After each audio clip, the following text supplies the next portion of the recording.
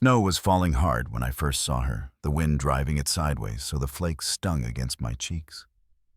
I had just set down my axe, the day's last log split and stacked by the barn, when I heard the sound, slow, deliberate steps crunching through the drifts.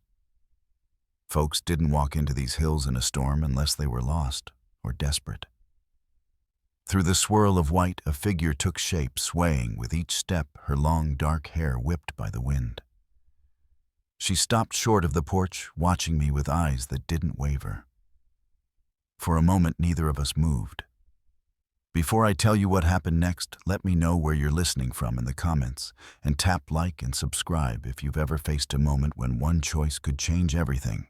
My name is Thomas Whitmore, and by the winter of '73, I had carved out a life for myself, far from any road or rail. I grew up back east in a family that believed a man's word was his bond, and a neighbor's need came before his own comfort. We worked the land with what we had, no more, no less, and learned early that wasting time or grain was a kind of sin. Those lessons stayed with me through the war, through the years I spent trying to build a business in St. Louis, and through the bitter day I left it all behind after my partner cheated me blind.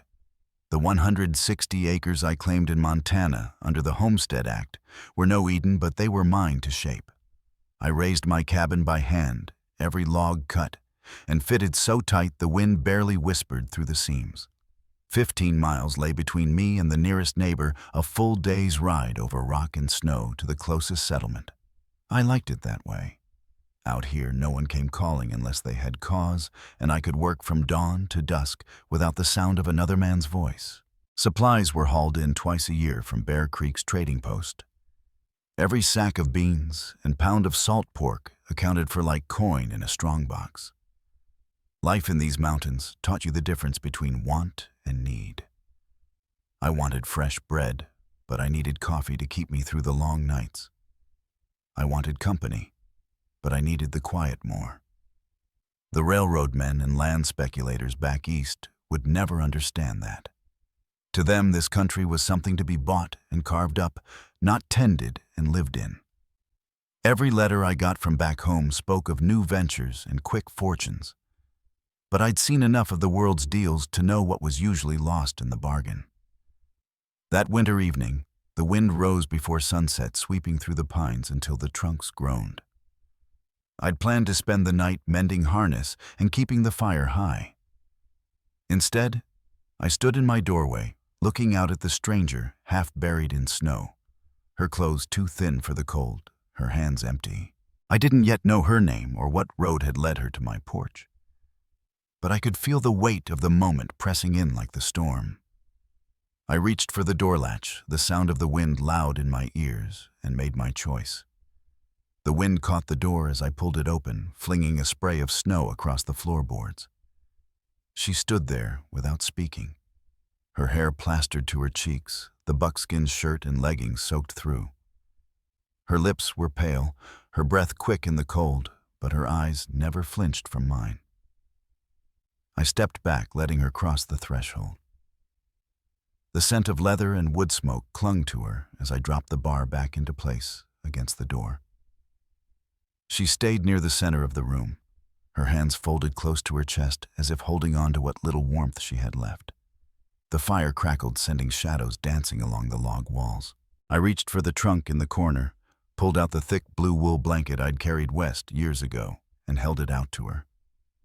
She hesitated before taking it, then wrapped it around herself, drawing it high to her chin. The color returned to her face by slow degrees as she moved toward the hearth.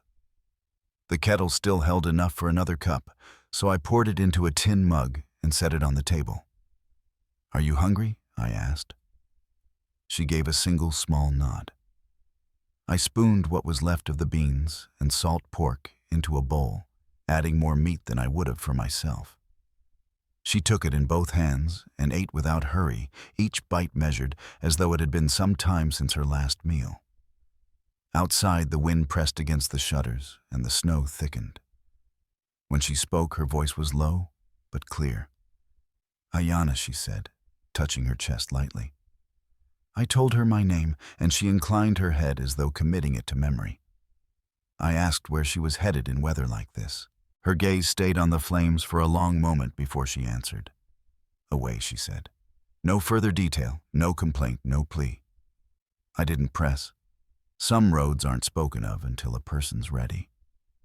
I pulled out my bedroll and set it near the door, pointing her toward the bed in the far corner. She moved to it without a word, keeping the blanket tight around her shoulders. By the time I banked the fire for the night, she was lying down, her breathing even and deep. I lay awake for a long while, the sound of the wind filling the spaces between the cabin logs, wondering what had driven her into the teeth of the storm alone. Dawn came with an unnatural stillness. The storm had passed, leaving the land covered in deep white. I sat up and looked to the bed in the corner. It was empty. The blanket was folded neatly at the foot, the bedroll untouched. I pulled on my boots and stepped outside. The air bit at my lungs, the snow reaching nearly to my knees. A narrow line of footprints led north toward the timberline, already blurring under the drifting snow. The chores couldn't wait.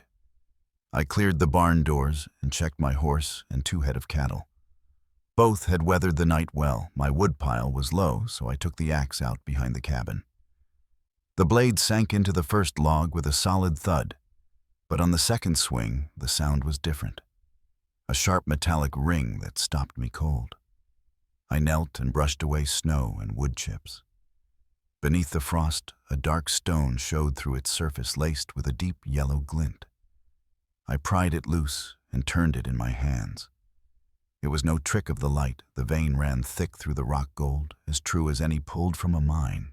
The rest of the morning I searched the ground around the cabin, chipping at the frozen earth where that same streak of yellow showed through. The vein cut across the land on a slant, vanishing under the snow to the east. The weight of what I held began to settle in. This land, quiet and removed from the rest of the world, was hiding something that could change it forever. By the time I stacked the wood and closed up the barn for the night, the snow was already hardening into a crust. Inside, I set the piece of gold-bearing rock on the shelf above the hearth. The firelight caught its edges, sending a faint glimmer across the room. I thought of Ayanna, the way she'd looked at me before stepping inside, the careful way she'd folded the blanket before leaving. The days that followed, I kept to my work, but found myself drawn back to that spot behind the cabin, breaking at the frozen ground a little more each time. More rock came up, each piece richer than the last. I knew enough of mining country to understand news like this didn't stay quiet. If word spread, men would come. Some would bring shovels and picks, others rifles. Evenings, I sat at the table with my coffee, staring at the gold on the shelf and listening to the wind move through the pines. The land had given me a chance here, and with it came decisions I couldn't take lightly. Out here, you learn quick that every choice leaves a mark on you and on the ground you stand on. One night after the chores were done and the fire was low, I heard it again, faint steps outside, slower this time, almost hesitant. I set down my mug and waited. The sound came again, closer this time, 3 light knocks against the wood, almost lost under the wind. I stepped to the door, my hand on the latch, listening for any sign beyond that. When I opened it, the porch was empty. Snow had drifted in the corners, untouched except for a set of fresh tracks leading away into the trees. Whoever it was had kept their distance. I followed the trail a short way, careful not to let the drifts swallow my boots. The prints were narrow and deep, each step angled as if the walker carried weight on one side. The wind began to fill them, even as I watched, and before long they disappeared under a fresh layer of white. I turned back toward the cabin, the cold biting sharper with every step, and shut the door against it. The fire had burned low, so I fed it a couple of split logs and settled in for the night. Over the next few days, I worked the ground behind the cabin whenever the weather let me. More of the gold-veined rock came up from under the frost, the vein running in a steady line that vanished toward the ridge. I kept the pieces wrapped in canvas and stored them in the chest away from view. The fewer who knew the better, at least, until I understood the scale of it. Evenings were quiet except for the wind and the creak of the rafters. I stayed alert for more knocks or footsteps, but heard nothing out of place.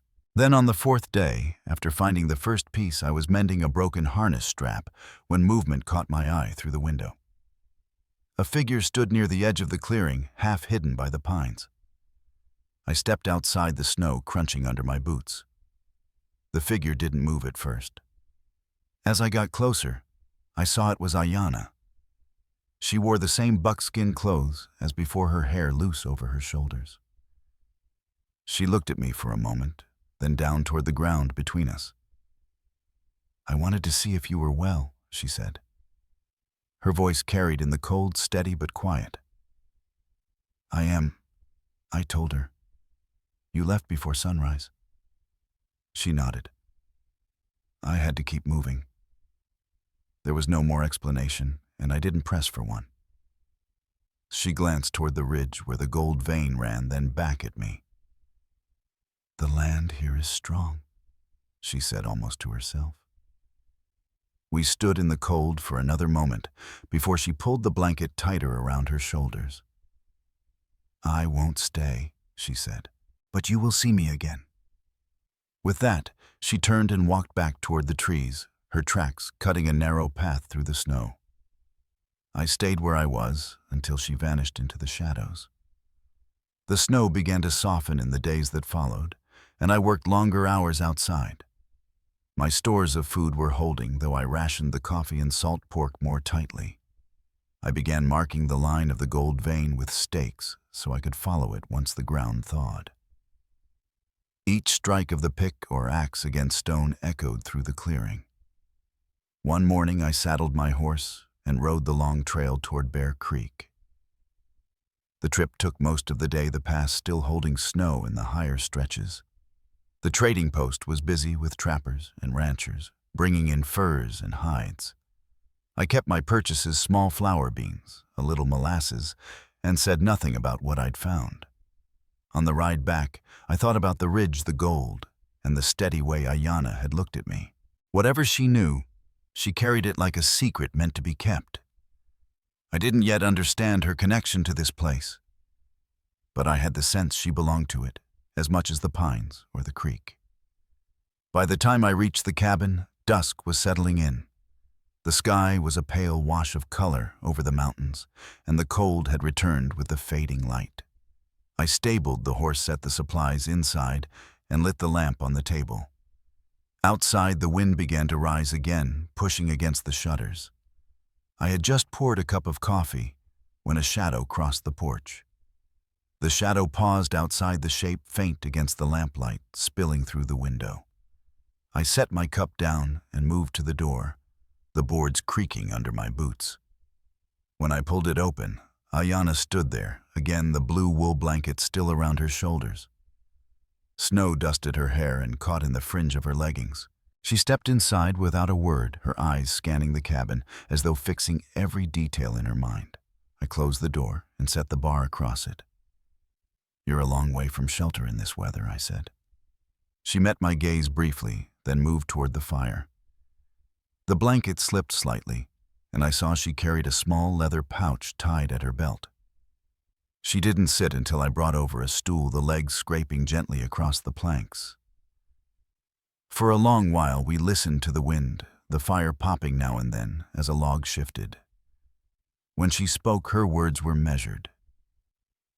"You are alone here," she said, not as a question. I nodded, by choice. She tilted her head as though weighing what that meant, then reached into the pouch and pulled out a folded square of cloth. Inside it was a handful of dried berries. She set them on the table between us. For food, she said simply. I thanked her and split them into 2 small piles.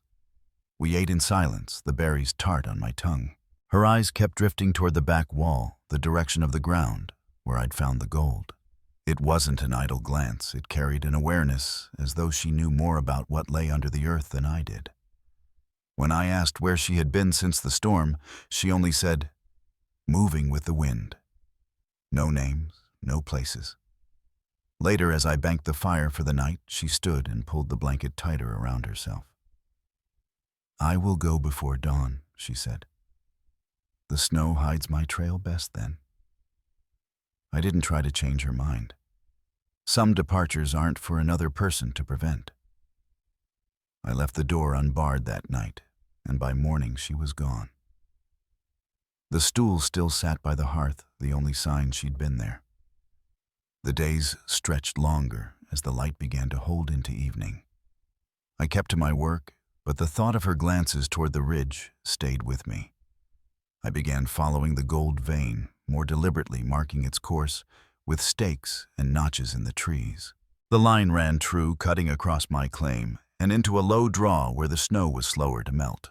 One afternoon, I uncovered a section of rock so bright it caught the sun and sent a warm reflection into my eyes. The weight of what I'd found pressed heavier with each strike of the pick. Gold didn't stay secret long. Once word reached town, the quiet I had built here would be gone. I sat on the split rail fence that evening, watching the sun drop behind the ridge, thinking about what it would mean when the first men arrived with shovels and claims. It was near the end of that week when a rider came down the trail from Bear Creek. I recognized the horse before I saw the man, Jake Morrison, who'd worked with me on the freight line years back. He swung down stiffly, his face wind-chapped and serious. "Heard you'd taken a claim up here," he said. "Thought I'd see if you needed another pair of hands." Jake was steady and could keep his own counsel, which mattered more to me than anything. I told him I could use help mending the roof before the spring rains. We worked side by side for 2 days, the easy kind of work where talk came slow and useful. He never asked about the stakes in the ground or the pieces of canvas-wrapped rock in the shed. On the third evening, as we finished our supper, Jake mentioned seeing someone along the timber line on his way in. "Woman in buckskin," he said. "Wasn't close enough to call out." I didn't answer right away, just nodded and cleared the tin plates from the table. Outside, the wind had dropped and the pines stood still against the last light. Somewhere beyond them, I knew Ayanna was moving along her own path. Jake stayed on after the roof was patched, his presence a steadying thing as the snow softened into slush along the trails. We set to clearing the ice from the creek, cutting channels so the flow could reach the lower pasture. The days worked into a rhythm, mornings spent with repairs. Afternoons following the gold line with careful picks, evenings at the table with the lamp throwing a low circle of light. He still hadn't asked about the stakes in the ground, though his eyes took them in. One morning, while splitting kindling by the shed, I caught sight of movement near the ridge. A lone rider was coming down slow, keeping to the shadows of the pines. The horse was chestnut, the rider wrapped in a dark coat and broad-brimmed hat pulled low. I set the axe aside and waited. When he reached the clearing, he lifted a hand in greeting. "Name's Silas Red," he said. "I'm buying ore for the assay office in Bear Creek." His horse was lathered from the climb, and I offered him water while we talked. He said he'd heard there might be color in these hills, asked if I'd seen anything worth bringing in. I kept my tone even. "Not much more than a few flecks in the creek," I told him. He studied me, the kind of look a man gives when he's weighing truth against what he wants to believe. Silas didn't press, but before he rode off, he said, "If you strike something, the office pays fair." His eyes lingered on the stakes before he turned his horse toward the trail. Jake watched from the porch until Silas was out of sight. "Word's traveling," Jake said quietly. "Best decide soon how you want to handle it." That evening, we sat by the fire going over what it would take to work the vein ourselves. It would mean men, equipment, and hauling supplies in over the pass. Jake had experience with crews and said he could line up a few good hands who wouldn't talk out of turn. The decision sat heavy. Opening the land to work meant opening it to attention. A week later, I rode into Bear Creek with Jake to bring in timber orders. The main street was busier than I'd ever seen freight wagons unloading barrels and crates in front of the general store. Near the telegraph office, Silas was talking to 2 men I didn't recognize, his hands moving as if tracing lines in the air. They turned to look as we passed. Inside the store, I picked up what we needed: flour coffee nails, and settled accounts with Mr. Clymer. He mentioned, without looking up, more folks asking about land north of the ridge. Sounds like something's got their attention. Jake and I finished loading the wagon without speaking of it. Back at the homestead, the days turned longer, the snow line creeping higher up the ridge. We began clearing space for a proper work shed near where the vein was strongest. I noticed more often now the faint signs along the timber line, a broken branch here, fresh prints melting in the afternoon sun there. Always just far enough to keep from plain view. Late one afternoon, as the sun slid behind the ridge, Jake came from the shed carrying a small canvas bundle. "Found this tucked under the workbench," he said. Inside was a smooth piece of carved wood, shaped like a horse in mid-stride. The detail was fine, the kind of work that took patience and a steady hand. Neither of us had seen it before. I set it on the table by the lamp that night, the fire throwing shadows across its polished surface.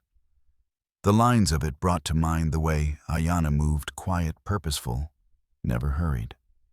Jake didn't ask about her, but I caught him glancing at the carving more than once. The next morning, fog lay low across the clearing. I saddled the horse and rode the edge of the ridge, scanning the timber. Near a stand of spruce, I saw a faint mark cut into the bark of a young aspen no bigger than my thumb. I didn't know the meaning, but it wasn't random. When I returned, Jake was on the porch, his eyes fixed on the tree line. "You've got someone keeping watch out there," he said.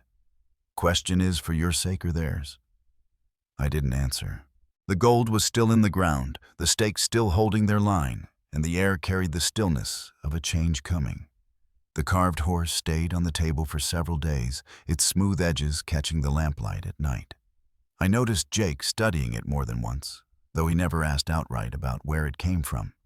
The weather was warming quickly now, the last of the snow retreating into the highest shadows of the ridge. With the thaw came clearer ground, and I could follow the gold vein without chipping through frost. Each new section was rich, the kind that would draw every speculator within 100 miles once word spread. One afternoon, while Jake was hauling lumber to the shed, I walked the ridge alone.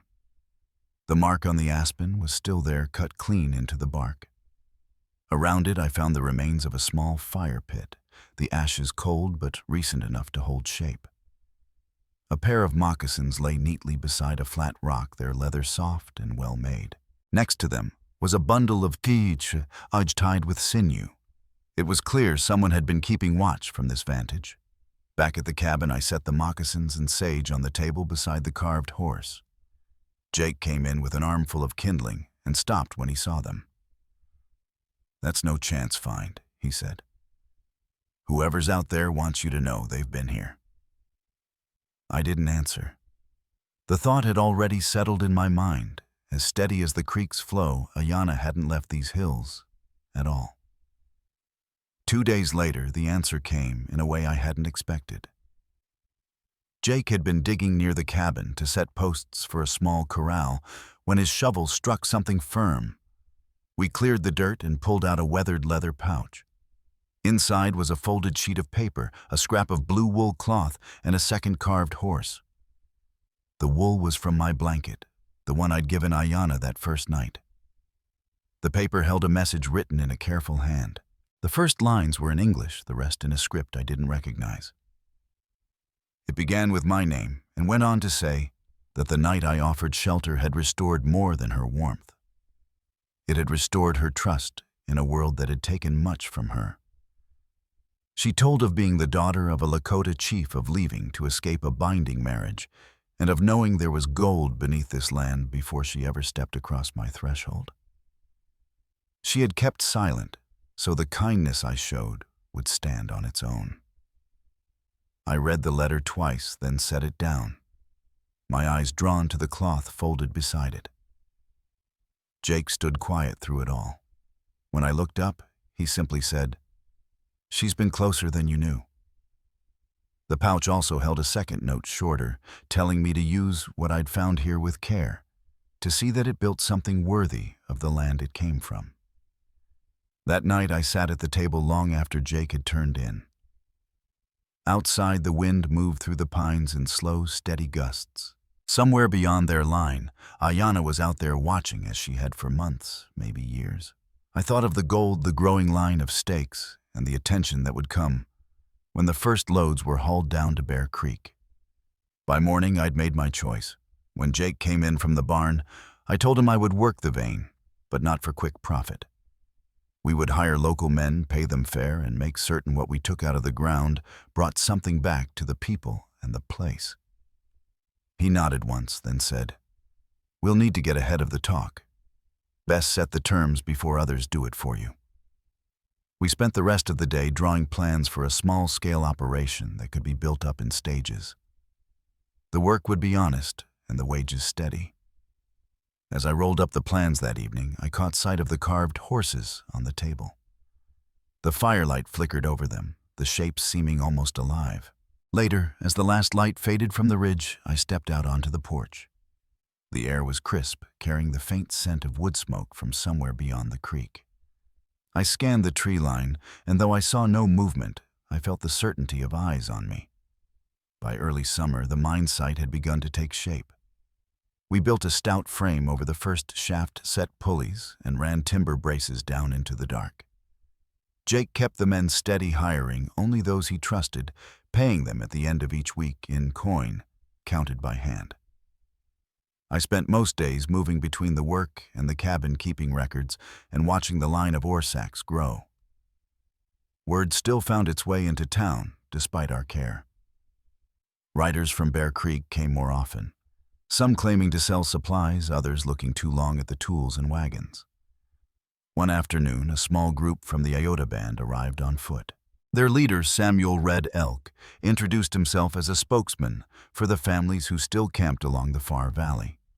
We spoke outside by the corral, the sun high and the dust warm under our boots.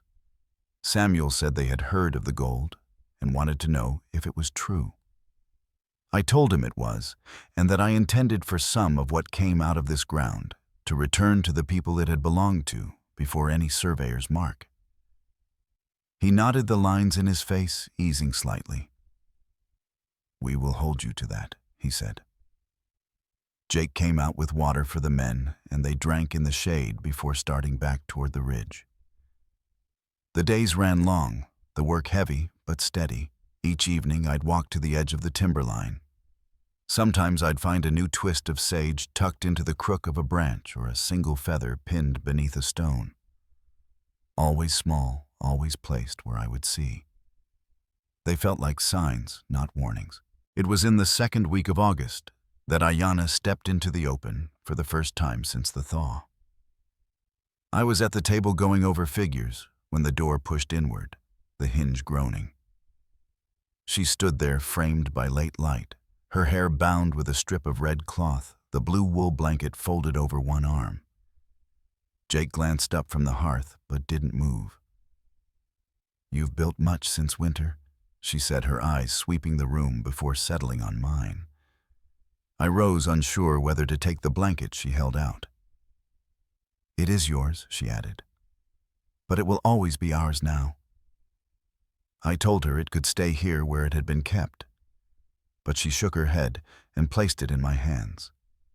We sat then, the three of us, while she spoke plainly. She had been watching since the night of the storm, making sure the land's gift was not wasted. She knew of the Iota visit, and she approved of what had been promised. Her voice was steady, each word measured as though it carried more weight than the gold itself. As dusk settled, she stood and pulled the red cloth from her hair, laying it on the table beside the carved horses. "When you see this again, it will mean I have gone north for good," she said.